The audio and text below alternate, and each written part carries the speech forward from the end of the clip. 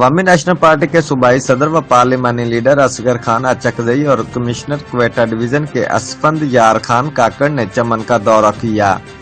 دورے کے دوران اصغر خان اچکزئی، ڈویژن کمشنر اسفند یار کاکڑ و دیگر ہمراہ تھے۔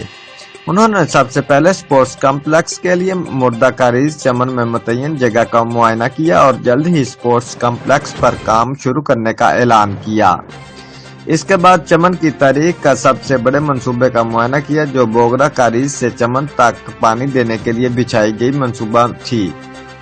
پھر مردہ کاریز ہی میں کروڑوں روپے کی لاگت سے تعمیر ہونے والے گریڈ اسٹیشن اور DHQ ہسپتال کا معائنہ کیا۔ پھر DC آفس میں قبائل کے ساتھ چمن بارڈر اور دیگر مسائل پہ کھلی کچہری کی، جس میں قبائلی مشیران حاجی نصیر احمد بادشاہ خان، ملک عبدالخالق، حاجی فیض اللہ خان اور آل پارٹیز کے نمائندے موجود تھے۔ Report Habib Ullah Achakzai, bureau chief, Geo express news, Qila Abdullah, چمن۔